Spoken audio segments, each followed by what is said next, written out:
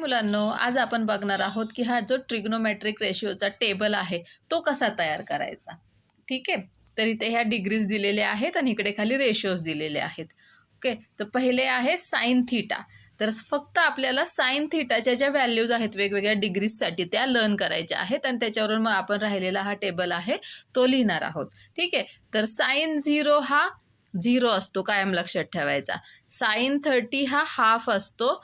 Sign 45 1/√2 असतो आणि sign 60 √3/2 असतो आणि साइन 90 हा 1 असतो. तर या व्हॅल्यूज फक्त आपण लक्षात ठेवायचं आहे. Sine 0 0, sine 30 half, sine 45 1/√2, sine 60 √3/2 आणि साइन 90 हा 1. ओके. आता ह्या साइनच्या व्हॅल्यूजवरून आपण कॉस थीटा लिहिणार आहोत. ओके. तर कॉस हा साईनच्या एकदम उलटा असतो. म्हणजे आपण साईनची ह्या 0 पासून स्टार्ट केली होती ना लिहायला, तर कॉसची जी स्टार्ट आहे तर ती आपण साईनच्या 90 डिग्रीपासून म्हणजे उलटं लिहायचं आहे. तर कॉस 0 म्हणजेच हा साईन 90 असतो. म्हणजे हा 1 इथे लिहायचा. ओके. ज्या साईनच्या व्हॅल्यूज आहेत ना त्या सगळ्या उलट्या लिहायच्या, जसं आपण असेंडिंग डिसेंडिंग ऑर्डर शिकलो की नाही तसं त्याप्रमाणे. आता इथे हा लास्टला 1 आहे तो फर्स्टला लिहायचा. नंतर काय लिहिणार आहोत आपण, √3/2. 45 तर मिडललाच आहे तो ॲज इट इज राहील. मग हा 60च्या जागी आपण लिहिणार आहोत हाफ आणि कॉस 90 0. समजलं. साईनच्या ज्या व्हॅल्यूज आहेत त्या उलट्या डिरेक्शनमध्ये लिहिल्या की आपल्याला कॉस थीटा मिळतो. समजला. आता आपण टॅन थीटा काढणार आहोत. तर टॅन थीटा काढताना साईन अपॉन कॉस हा टॅन असतो. आपल्याला माहीत आहे आयडेंटिटी. टॅन म्हणजे काय, तर साईन अपॉन कॉस असतो. बरोबर. मग 0/1. तर 0ला कशाने हे डिवाईड केलं तर आन्सर काय मिळणार आहे. सो टॅन 0 काय असतो, 0 असतो. आता हाफ अपॉन √3/2 म्हणजे आपण त्याला उलटा करणार. कसं ते बघा. आता इथे हाफ आहे त्याला डिवाईड √3/2 म्हणजेच ह्याचा काय घ्यायचा, रेसिप्रोकल घ्यायचा. त्याचं आपण कसं लिहू शकतो, हाफ इंटू 2/√3. डबल डिनॉमिनेटर आहे ना, मग तो 2 वरती जाणार. मग 2 गेट कॅन्सल आणि राहणार 1/√3. ओके. मग आपण इथे टॅन हा लिहू शकतो 1/√3. अशा प्रकारे आपण टॅन 30 तयार केला. आता टॅन 45 बघा. Sine 45 1/√2, cos 45 1/√2. मग टॅन 45 काय होणार, सेम आहेत हे कॅन्सल आउट होतील आणि टॅन 45 येणार आहे 1.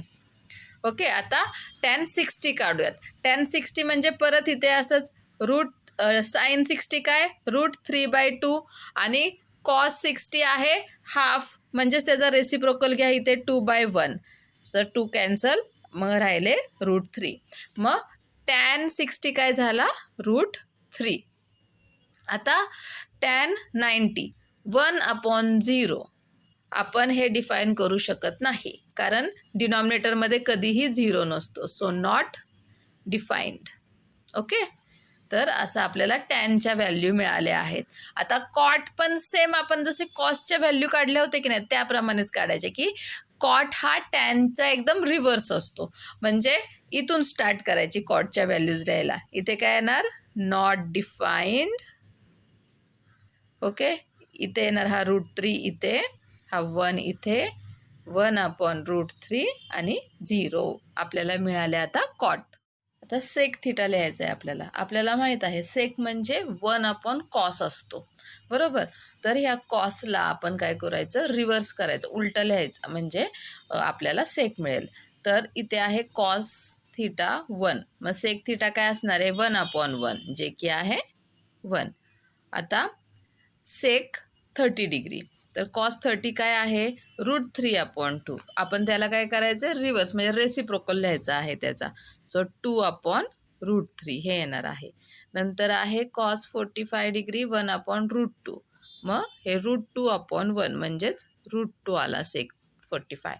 त्यानंतर कॉस 60 आहे 1/2.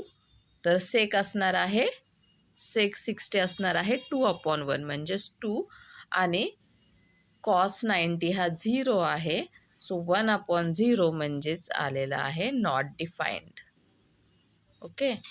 आता कोसेक थिटा म्हणजे ह्याच व्हॅल्यू तुम्ही रिव्हर्स ऑर्डरमध्ये लिहा किंवा कोसेक थिटाचं सुद्धा रिलेशन आहे साईनसोबत. 1/sin is equal to cosec. तर ते आपण दोन्ही प्रकारे लिहू शकतो. So sine theta cosec is equal to 1/sin. So 1/0 आला नॉट डिफाईन.